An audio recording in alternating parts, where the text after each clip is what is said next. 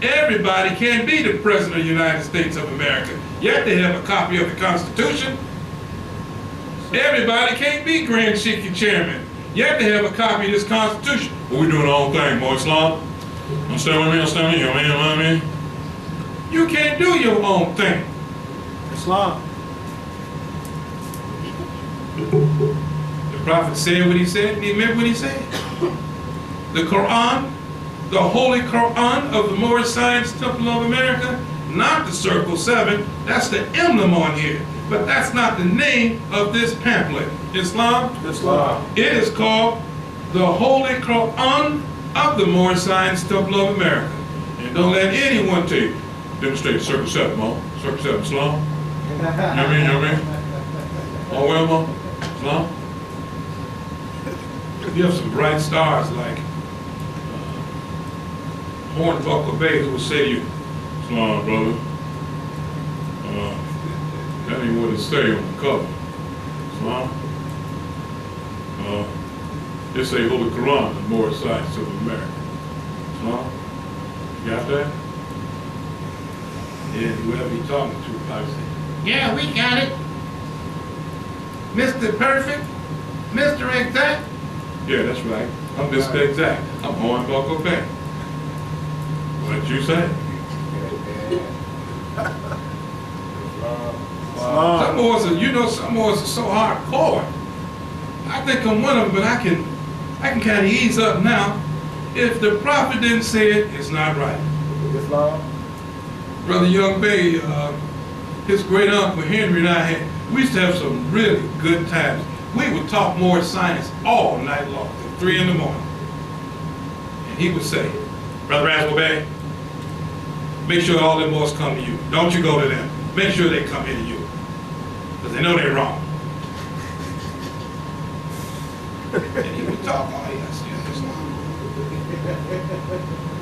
but our position is the Prophet knows Islam. Islam. Once you get, they say, oh, you hiding behind the Prophet. Yeah, I am. That's right. You got that right. I'm not only hiding behind him, I'm getting behind him because he's so deep, I can't get under him. He's so wide, I can't get around him, and he's so tall, I can't get over him. I must come by him. I must get behind him. I must do this. Giving honor to the flag of the United States of America, the red, white, and blue. This is our flag. See, some of us don't get it. We want to take the Moorish Science Temple of America mentally into some kind of Afrocentric phenomenon. You can't do that. It's a different thing. It's a total different ballgame. We didn't know we were not citizens. We thought we were just citizens. We didn't know we were under granted privilege. Right. But as soon as the Prophet broke it down to us, what it takes to be a citizen, such as your nationality and your divine creed, we jumped on it. We got on the gravy train. And when he said that the Constitution of the United States of America was one of the greatest documents of all time, we understood. This is our flag. Everything about it is our flag. The design, the 5-pointed star, all of it is us. That's why when you read who really made that flag, it was not Betsy Ross. They wouldn't interview her. She said, oh no, I didn't make that flag. I don't know what people saying that about me. They want to push the blame on someone else. That flag came from Noah's Ark. It's missing one color, the purple color. It represents humanity. Oh. So go back and tell the people I didn't make that flag. This flag is the birth of that flag. That's right. This is over 10,000 years old, the Moorish flag, not the Moroccan flag. The Prophet never called it the Moroccan flag, Islam. Islam. So don't call it that either. This flag is the red flag with the 5-pointed great star in the center. And you got little childrens, big childrens, teach them about their flag. Make sure it's always around them so they can grow up and know that that's their flag. I explained to you what happened to one of my daughters when she was like 4 or 5 years old. We went to the museum, and at that particular time, They had flags all around the world in the lobby. And when my daughter and I walked in the museum, she stopped and she pointed, she says, "Look, Daddy, there's our flag." And all the Europeans and everybody turned around and said, "Oh, oh, oh, oh. Ah, ah." The little children are coming back. I know that's probably what they want to say. The little children are coming back into their own again. Oh, because everybody stopped. Because in the middle of the vestibule, all of these flags and all these people from all around the world, she says, "Look, Daddy, there's our flag." And she pointed to this one. You teach these lessons to your little ones, so you can help them to empower themselves with this divine knowledge and grow like a seed on the mountaintop. So we can say, "We dare you to do wondrous things. We dare you." And then their return answer is, "Daddy, Mom, I'm about being industrious. I'm about making it happen. I can do anything. I can shake up the world. I can change the world."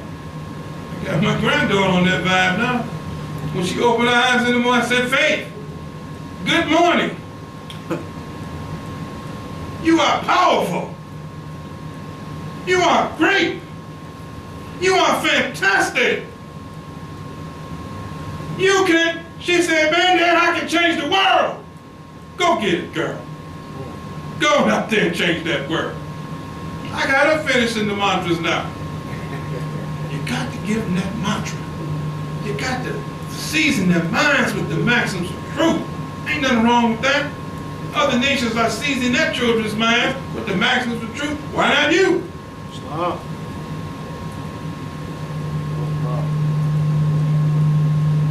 Don't you like to be around a sharp, crispy mind that's clicking on all cylinders? That's thinking. We picked her up today. One last story about her from nursery school.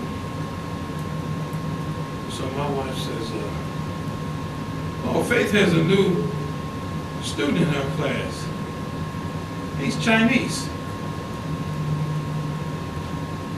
And so I says, "Faith, what's the Chinese boy's name?" She says, "I don't know, Granddad." And my wife says, "Oh, she probably wouldn't know that." And she came back and she says, "How about Chinese food?" But she's relating something. Right. She don't know his name, but she's relating the word Chinese, not to the boy as much as it is to what she's eating. "How about Chinese food?" she says. I said, "That's close." She's only 3. But her mind is clicking like that. Click, click, click, click. She's using association. One word to the next word to what she knows. So we had to explain to her, yes, Chinese food is made by Chinese people. Like that little boy in your room is from China. He's Chinese. Oh, now she got that. When they say things like, "Oh," they got it. Islam? Islam. Giving honor to womanhood. Islam. The prophet says to us to have a deep appreciation for womanhood. Right to hopes of our youth. Well, womanhood needs to have a deep appreciation. Those of you who have a significant other, when she washes your clothes for you, say thank you. Don't take her for granted. Show her and tell her you appreciate her. If she gets your dinner for you, dinner, bring you a plate with smoke is coming off the plate, like you were a king. Say thank you, darling. And if it tastes good, let her know. This tastes good. If it don't taste good, don't say nothing. Islam. But show some appreciation. That's the main point. You know, the prophet says that, but it goes a long way. It really does. Especially if she's the mother of your children. If she's the mother of your children, you gotta show some appreciation. I remember being at home with my mom and dad before I was obligated, and my mother used to say to me, "Boy, I wash your clothes." And every time you take a bath, you always get a new fresh towel and clean yourself up real good, don't you? I said, yes, Mother. She said, say thank you. I said, thank you, Mother. So as a child growing up at home, I began to get some kind of awareness of showing appreciation for womanhood. That's right. Most women do these things naturally. They never say, well, what you gonna do? You gonna say this? They just do it naturally. I tried to wash the clothes one day for my wife. She says, oh, I like to do my own washing. I said, I'm just trying to help you. No, I kind of. Okay, go get me a glass of water. No, I'm just joking. But to have a deep appreciation. Because this is the one who's going to teach your little ones to love instead of hate.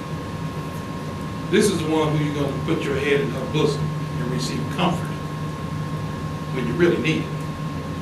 When you get beat up by the world, when you drag yourself home, ain't nobody else there to put your head in the bosom and get some comfort but your significant other. Try not to argue and fight. Walk away if you got to do that. Just take a walk. I know it's kind of cold now, but put on a couple of coats and take a walk. Islam? Islam. Giving honor to the oil tinted compound that we still have thanks to Brother McGill's Bank. Still doing it.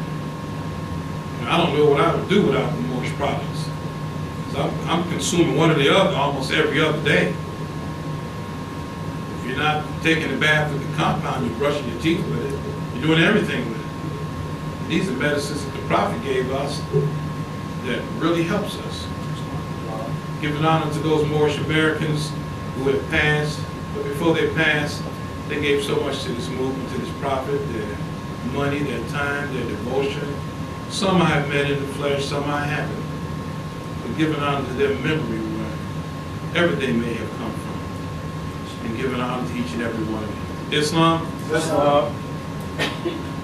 Friday is a holy day for all Muslims all over the world. Except for our days are different. Our days start from sundown to sundown. The Roman changed it from sun up to sundown.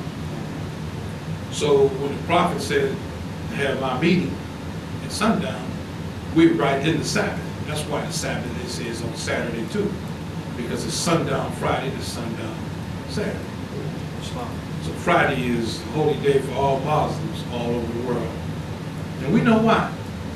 Unfortunately, many of our Muslim brothers and sisters don't know why. Oh, this Juma, baby, Islam. Salam alaikum. It's Juma. But why? I don't know, it's just Juma. No.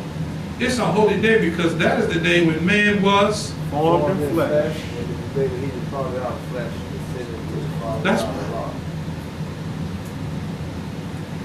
So that's just a snippet of what the Prophet brought us that we are still discovering. I mean, it's just so much. You could be in this organization a lifetime and still be learning. I know I could read one chapter today and read it next week and get a whole different drawing, as they say, or understanding. So, well, I missed that, I missed that. Because I met one person in my lifetime, and she says, oh, that Holy Quran of the Moorish Science Temple of America, I read that in one night. Got anything else? And I didn't answer, I just laughed. I said, since you read it in one night, the kind of conversation we're going to have is like this. I'm going to let you explain and do all the talking while I stand on one foot. And when the other foot go down, that's when I'm gone. That's right. So, since you know so much, you should be able to spit it out while I'm standing on one foot. Oh, the leg going down.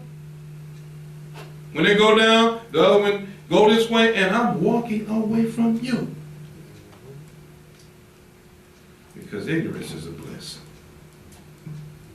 You can't read this in one night and comprehend it. That's the key. You can't do that. And if you try to minimize this book sealed with 7 seals on the backside, then something's wrong with you. Those old boys used to tell me when I was a young boy, last month, They used to say to me, "Ma, you gotta eat this. You gotta eat it. Eat it, eat it, eat it, eat it. Eat this, eat it, eat it, eat it." And I was so young in '79. I says, "What are they talking about, eat this? What? I can't, what? I just couldn't get it." But as time passed on, I fully understood about eating this Holy Quran. But if you want to be a real good studier of the prophet's work, you got to have all three of these pieces together when you study. Have all of them on the table. And you'll find that they go back and forth. They blend. They compensate. Get a little feedback here. Yeah, come on up here, technician. Genius Waldale.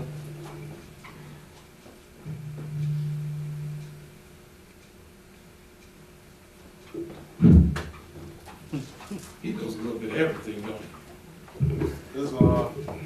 He does. I mean, seriously, I'm not joking. Sometimes I ask him questions, I say, he ain't gonna answer that. Just lays it out. Lays it all out. Tonight I'm going to read from the Holy Quran of the Moorish Science Temple of America. And I'm not getting my vocals, am I?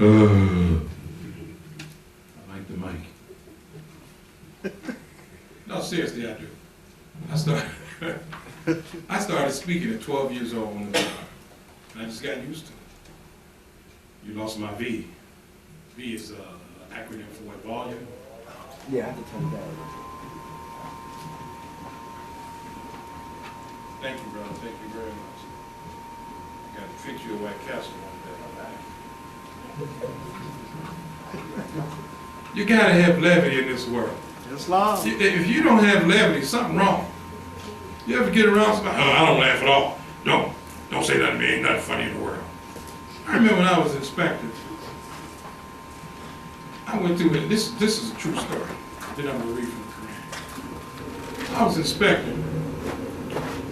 The district gave me a wholesale market, South Water Market, the brand of. So you got to go out there and license all these people because they just moved over there. You got to do a license inspection. I said, okay, no problem. And one of the houses was a CD cartridge. So I went in, showed my badge. I said, "Who's the owner? I'd like to talk to the owner." "I'm the owner." "What's your name?" "My name is Mr. Capone." I said, "Like Al Capone?" "Yeah, what about it?" I said, he said, "Yeah. What do you need?" I said, "I got to do an inspection." It was the continuous of the same Capone family. I said, "Mr. Capone, your hot water tank is not working. So you're not going to get any license today." And I was saying that with power. I was trying to say it with power. And at the same time I was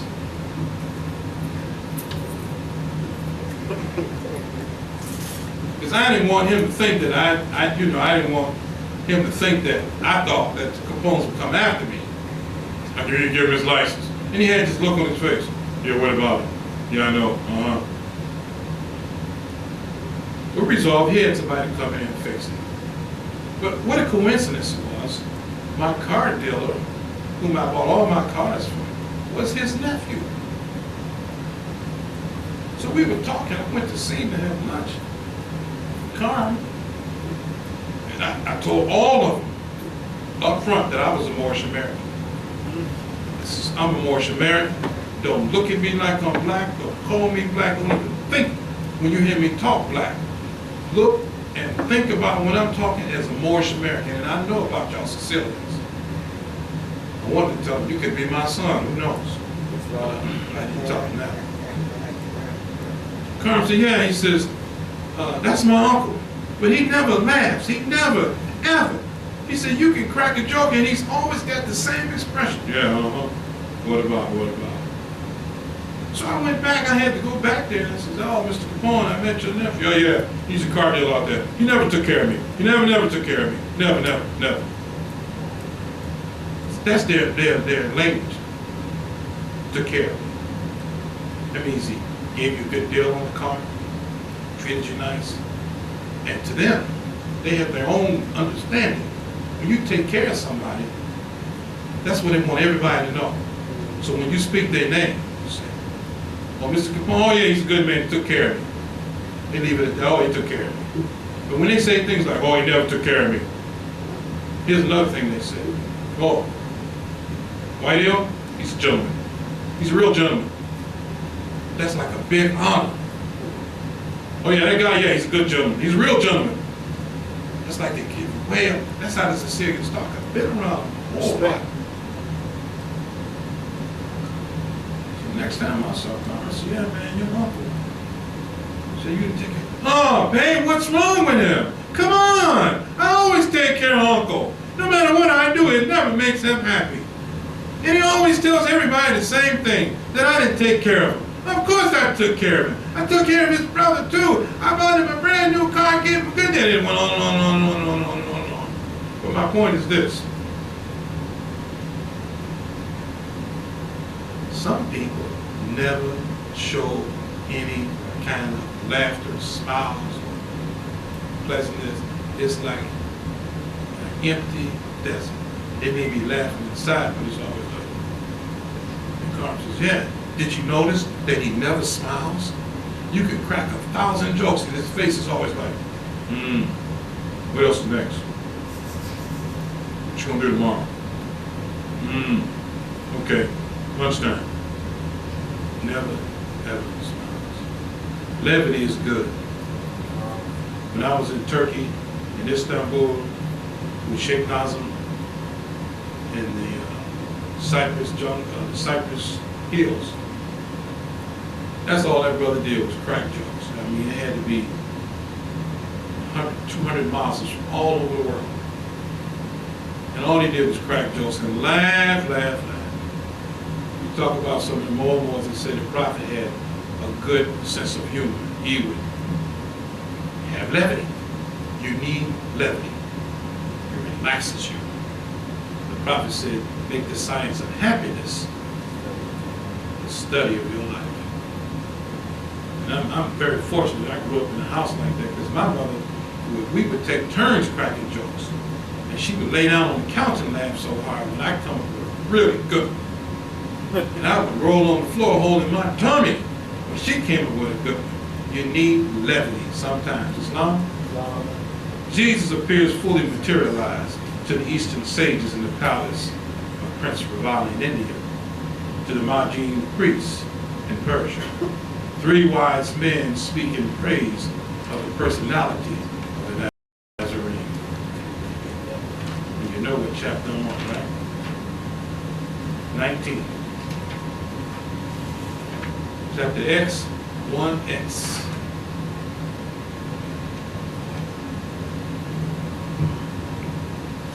Ravana, Prince of India, gave a feast. His palace in Orissa was the place where men of thought from all the East were wont to meet.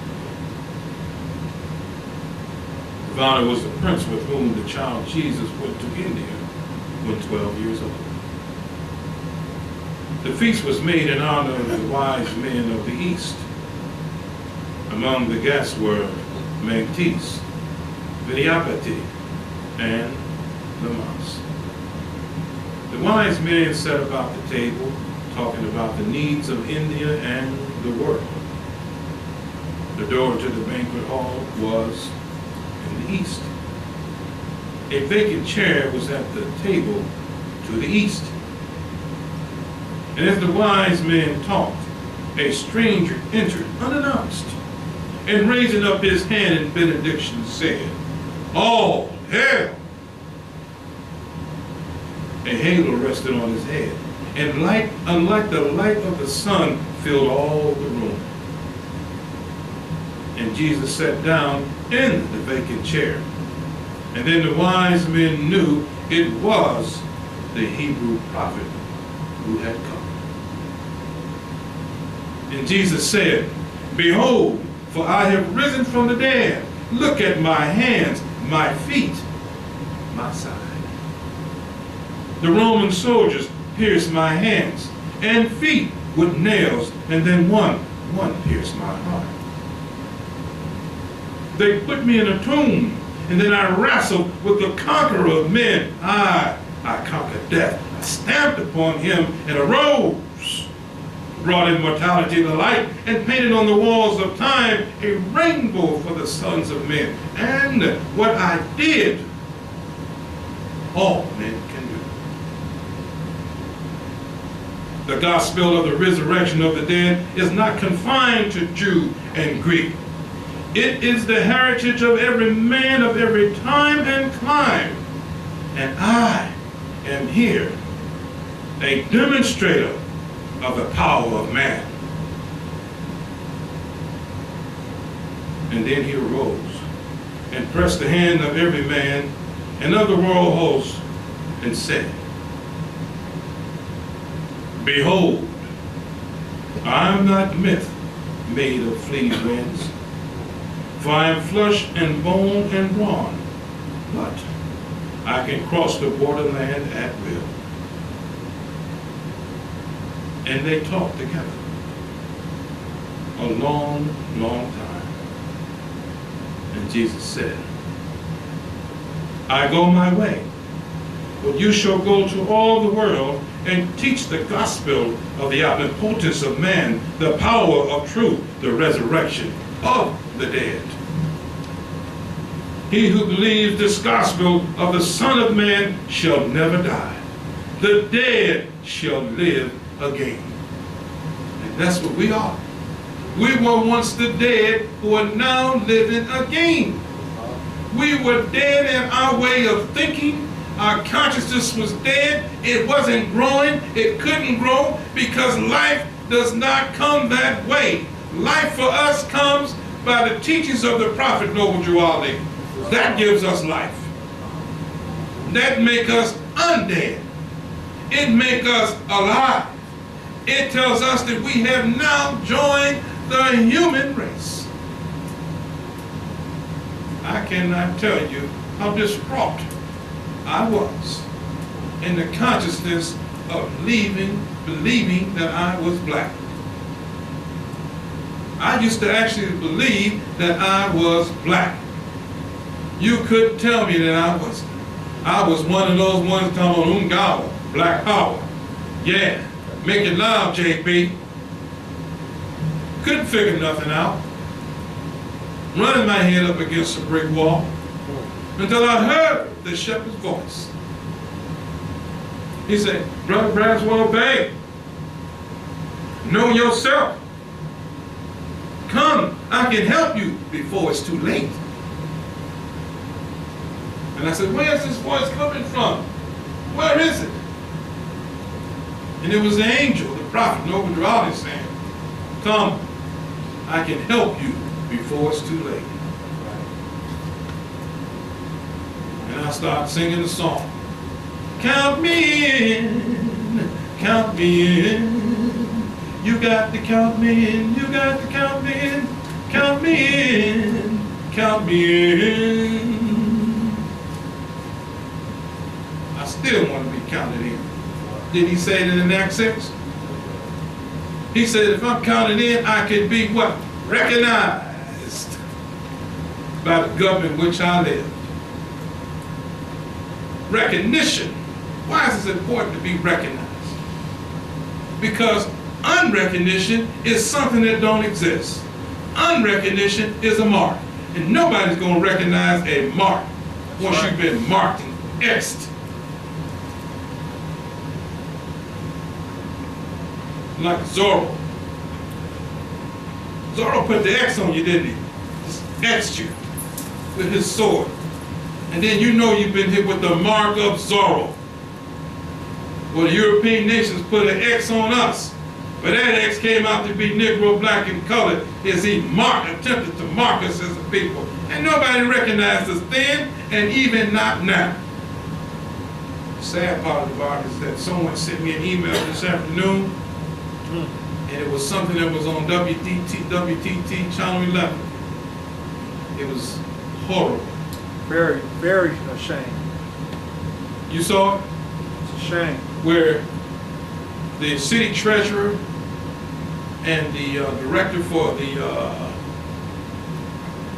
filing of deeds was saying that this is a group out to take people's homes.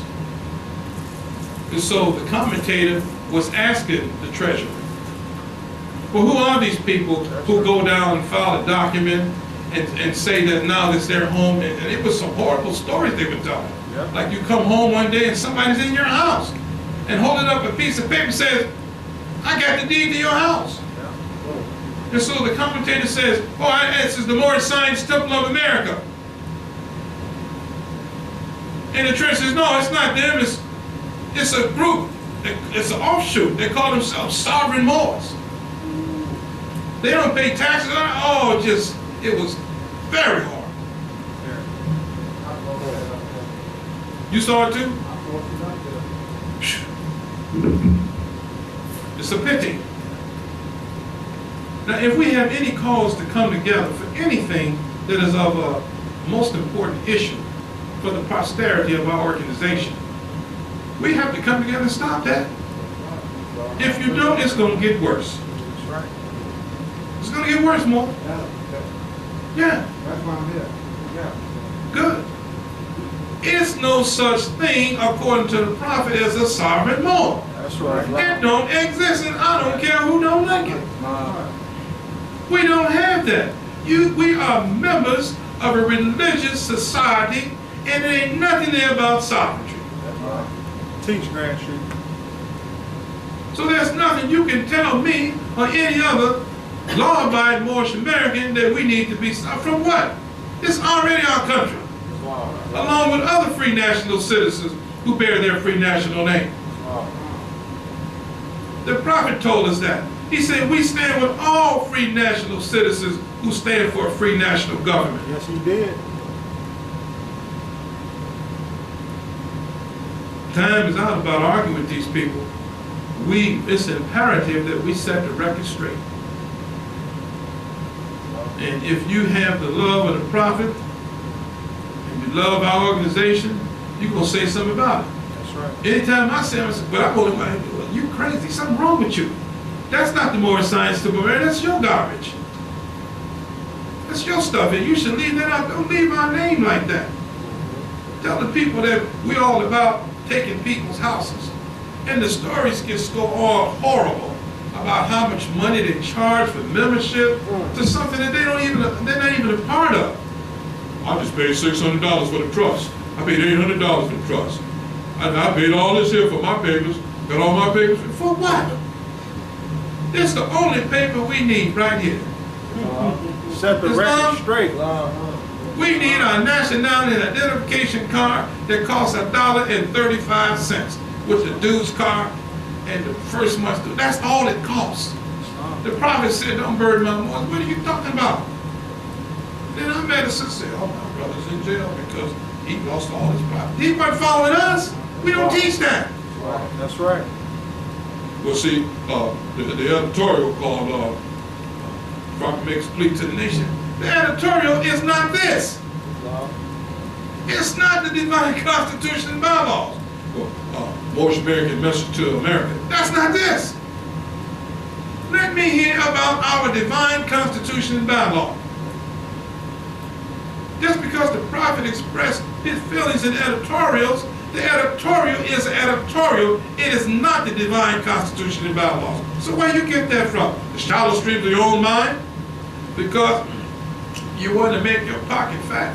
You know what happened to the Pharisees and Caiaphas during the time of Jesus. They was demonstrating the same thing. Let's get more money. Let's bring an operation inside the temple because somebody else got the best spots outside. Let's get that change. You know, the prophet told us, he says, in the chapter, Jesus looked forth amongst the world. Notice his fame, his honor. These can be yours if you give your life for these. And that's what that is. Lord sells give an apple to the eye that's full of, and when you get down to the core, it's full of bitterness and gall. The prophet said, seek the kingdom of heaven. These are the gods of the European that they were following. Riches. Oh, thank you, brother. Appreciate that. Drink this like this was water from Zamzam. Y'all know Zam Zam? You do now.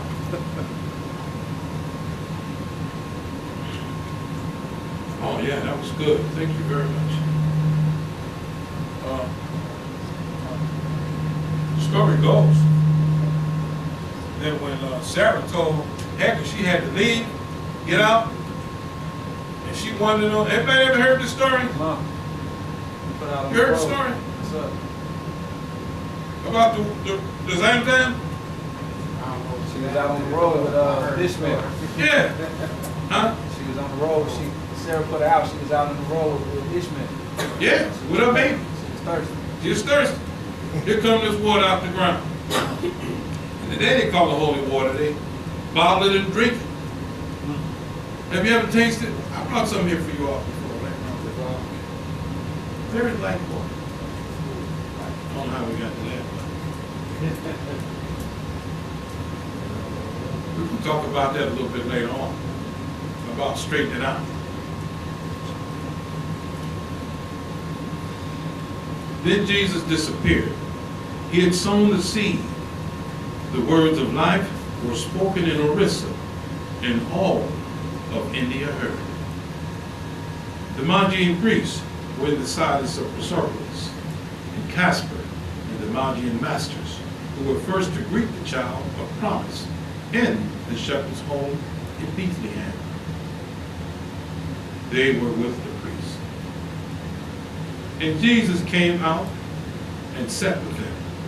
A crown of light was on his head. And when the silence ended, Casper said, "A master from the royal council of the Silent Brotherhood is here. Let us give praise." And all the priests and masters stood and said, "All hail! What message from the royal council do you bring?" And Jesus said, my brothers of the Silent Brotherhood, peace on earth and goodwill to men. The problem of the age has been solved. A Son of Man has risen from the dead, has shown that human flesh can be transformed into flesh divine. Before the eyes of men, this flesh in which I come to you was changed with the speed of light from human flesh.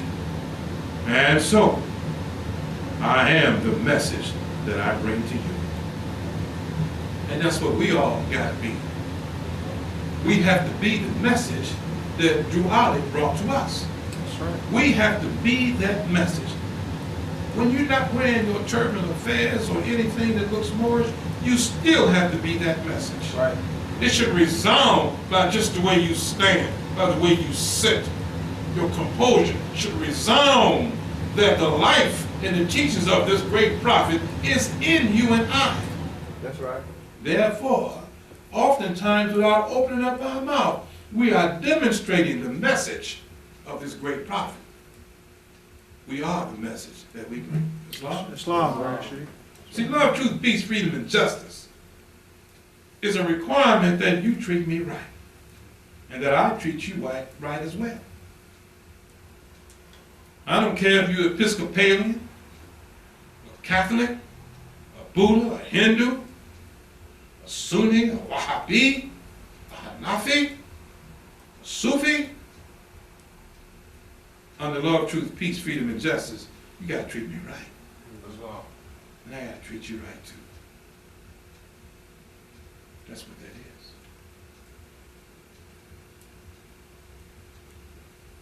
To you I come, the first of all the race, to be transmuted to the image of Allah. What I have done, all men can do.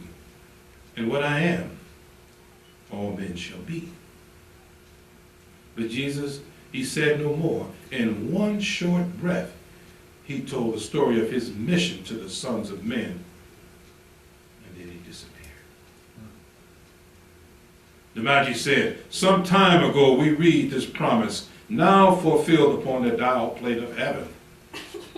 And then we saw this man who has just demonstrated unto us the power of man to raise from carnal flesh and blood to flesh of Allah a babe in Bethlehem.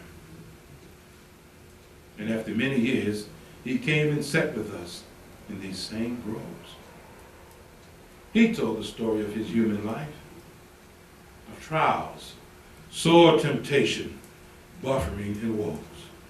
All of us got a story to tell about that, don't we? This long.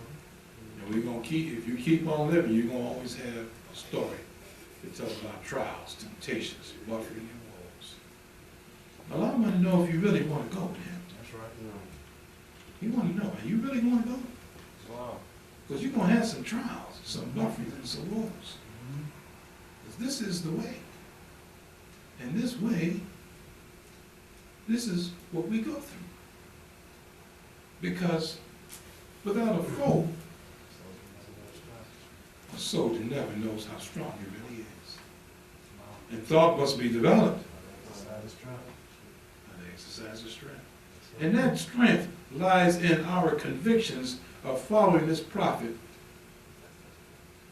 to the T. No sidebars, no mere ideas of man, just noble duality. I can talk noble duality all day and I can listen all day. But when you start talking about the mere ideas of man and about the hero, the most renowned of human character, the bubble of the weakness of vanity, then I'm out. I'm standing on one leg again, and that's how much time you got with me. So when I step off and don't say anything else, you know why. Because I told you up front, I'm standing on one leg till you get through with this foolishness. Because I'm pitting your absurdity. Islam? Then for me, it's flight time after that. Jesus pressed along the thorny way of life, till he had risen and overthrown the strongest foes of Allah and man. And he is now the only master of the human race whose flesh has been transmuted into flesh divine. He is the God-man of today. But everyone of earth shall overcome and be like him, a son of Allah.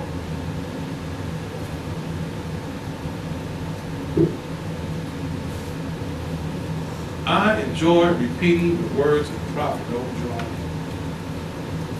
If anything is said about me once I'm gone from the flesh, I'd like for you to say this, that Brother Ibrahim Obey was a repeater of the Prophet Noble. He repeated his words because it was safe. He didn't have his own drawing.